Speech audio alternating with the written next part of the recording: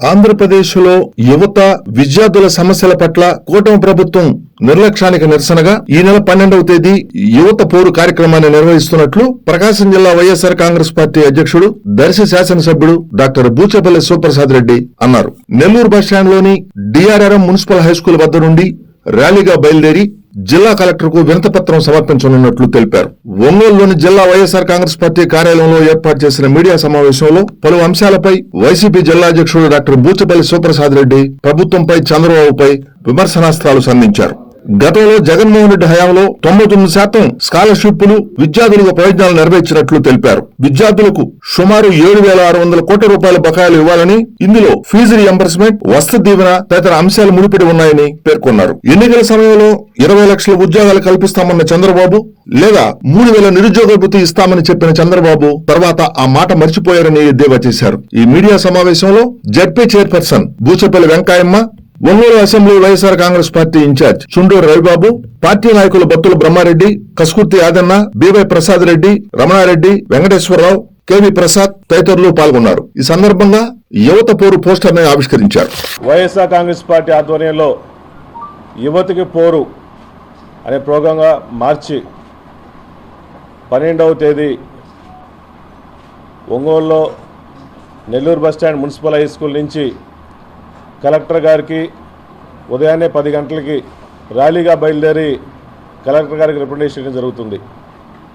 దీంట్లో ముఖ్య ఉద్దేశం ఏంటంటే, గతంలో జగన్మోహన్ గారి పరిపాలన ఉన్నప్పుడు ఈ రాష్ట్రంలో యువతకు కానీ విద్యార్థులకు కానీ ఏ ఇబ్బంది లేకుండా అంతకుముందున్న బకాయిలు మొత్తం 99% అందరికీ స్కాలర్షిప్లు కానీ వసతులు ఇచ్చిన మహానాయకుడు వైఎస్ జగన్మోహన్ అని చెప్పి సభాముఖంగా తెలియజేస్తున్నా. ఈ రాష్ట్రంలో ఉమ్మడి రాష్ట్రంలో పేద విద్యార్థులు బాగా చదువుకోవాలి, వాళ్ళు మంచి డాక్టర్లు అవ్వాలి, మంచి ఇంజనీర్లు అవ్వాలని చెప్పి, మంచి గ్రాడ్యుయేట్లు అవ్వాలని చెప్పి ముఖ్య ఉద్దేశంతో ఆ రోజు దివంగత నేత వైఎస్ రాజశేఖర్ గారు అందరికీ ఫీజు రియంబర్స్మెంట్ ఇచ్చిన మహానుభావుడు రాజశేఖర్ గారు. రాజశేఖర్ గారి కన్నా మిన్నగా జగన్మోహన్ గారికి 2 ఎక్కువ పేదవాళ్ళందరికీ సహాయం చేసుకుంటూ అందరికీ స్కాలర్షిప్లు ఇవ్వడం, మంచి ఎడ్యుకేషన్ వ్యవస్థను కూడా ఏర్పాటు చేసిన మహానాయకుడు జగన్మోహన్ గారు చెప్పి సభాముఖంగా తెలియజేస్తున్నా. ఈ రాష్ట్రంలో చంద్రబాబు నాయుడు గారు వచ్చిన తర్వాత ప్రతి క్వార్టర్కి సుమారుగా 700 కోట్ల రూపాయలు స్కాలర్షిప్లు ఇవ్వాల్సిన అవసరం ఉంది. సో 700 కోట్లు అంటే సంవత్సరానికి 4 క్వార్టర్లకి 2,800 కోట్లు ప్లస్ వసతి దీవెన సుమారుగా 1,100 కోట్లు ఇవ్వాలి. సుమారుగా 2,800 కోట్లు ప్లస్ 1,100 కోట్లు 3,900 కోట్ల రూపాయలు ప్రతి సంవత్సరానికి ప్రతి గవర్నమెంట్ ఇవ్వాల్సిన అవసరం ఉంది. కానీ చంద్రబాబు నాయుడు గారు ఈ గత ఫైనాన్షియల్ ఇయర్ ఈ ఫైనాన్షియల్ కలిపి 3,800 ప్లస్ 3,800 7,600 కోట్ల రూపాయలు ఇవ్వాల్సి ఉంటే ఆయన వచ్చిన తర్వాత సుమారుగా 700 కోట్ల రూపాయలు మాత్రమే ఈ ఫీజు రీయింబర్స్మెంట్ డబ్బులు ఇవ్వడం జరిగింది. ఇప్పుడు ఈ ఫైనాన్షియల్ ఇయర్ కూడా ఈ బడ్జెట్లో కూడా మొన్న బడ్జెట్లో కూడా సుమారుగా 2,000 కోట్ల రూపాయల వరకే పెట్టారు. అంటే చంద్రబాబు నాయుడు గారు ఈ రాష్ట్రంలో పేద విద్యార్థుల మీద కానీ స్కాలర్షిప్ల మీద కానీ పేద విద్యార్థులకు సహాయం చేసే ఆలోచన ఇసుమంతా కూడా లేదని చెప్పి సభాముఖంగా తెలియజేస్తున్నా. మొత్తం ఇవ్వాల్సిన సుమారుగా 7,600 కోట్లు ఇవ్వాల్సి ఉంటే బడ్జెట్లో కనీసం పెట్టుకోవాలి కదా. 90% బడ్జెట్ పెడితే కదా పేదవాళ్ళందరూ సహాయం చేసేది. ఈ రాష్ట్రంలో అన్ని స్కూల్స్లో పిల్లవాళ్ళు చదువుకునే వాళ్ళకి హాల్ టికెట్లు ఇబ్బందులు పడుతున్నారు. కొన్ని యాజమాన్యాలు ఎగ్జామ్స్ కూడా రాని ఇట్లా చాలామంది డ్రాప్అవుట్స్గా మిగిలిపోతున్నారు. దయచేసి చంద్రబాబు నాయుడు గారు వాళ్ళ కూటమి మేల్కొని పేద ప్రజలకు ఇవ్వాల్సిన ఫీజు రీయింబర్స్మెంట్ కానీ వసతి దీవెన కానీ ఇమీడియట్గా ఎమ్మటి ఇవ్వాలని చెప్పి వైఎస్ఆర్ కాంగ్రెస్ పార్టీ తరఫున డిమాండ్ చేస్తున్నాం.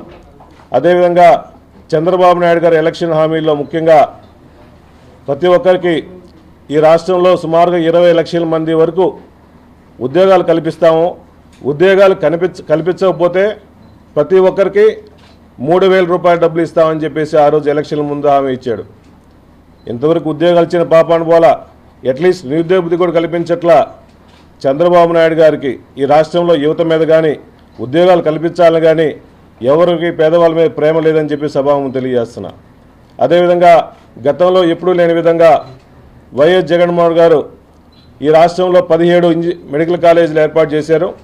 దాంట్లో 5 మెడికల్ కాలేజ్ ఆల్రెడీ ఓపెన్ అయ్యాయి. ఇంకా మిగిలిన 12 కూడా కన్స్ట్రక్షన్ స్టేజ్లో ఉంటే చంద్రబాబు నాయుడు గారు ఈ రాష్ట్రంలో మెడిసిన్ సీట్లు అవసరం లేదు అని సెంట్రల్ గవర్నమెంట్కి లిఖితపూర్వకంగా రిప్లై ఇవ్వడం కూడా జరిగింది. అయ్యా చంద్రబాబు నాయుడు గారు, ఈ రాష్ట్రం పేద రాష్ట్రం. డాక్టర్లు వస్తేనే పేదవాళ్ళందరూ ఉచితంగా చూపించుకునే పరిస్థితి ఉంది, హాస్పిటల్ పోవాల్సిన అవసరం ఉంది. నువ్వు మెడిసిన్ సీట్లు అవసరం లేదు, మెడికల్ కాలేజీలు అవసరం లేదంటే మీ విజన్ ఏమైందో మీరు ఆలోచించాల్సిన అవసరం ఉంది.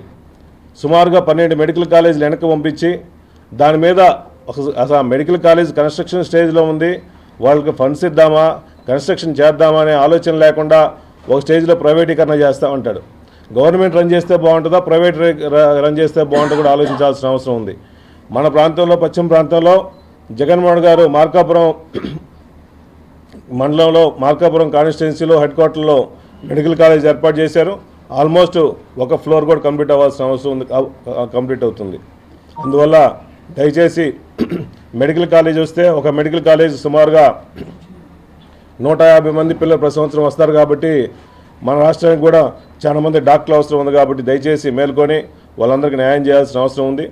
అదేవిధంగా ఎలక్షన్లో చంద్రబాబు నాయుడు గారు ప్రతిరోజు ఎలక్షన్లు గత 2-3 సంవత్సరాల నుంచి కూడా ఈ రాష్ట్రంలో జగన్మోహన్ గారు వచ్చిన బాటనే అప్పులు ఎక్కువ చేస్తున్నారు. ఈ అప్పులు ఎక్కువ చేయడం వల్ల శ్రీలంక అయిపోద్దని చెప్పేసి ఈ రాష్ట్రంలో 12 లక్షల కోట్లు, 14 లక్షల కోట్లు అని చెప్పేసి కలబోలు మాటలు చెప్పారు. మొన్న జరుగుతున్న ఇప్పుడు బడ్జెట్ సమావేశాలు జరుగుతున్నాయి.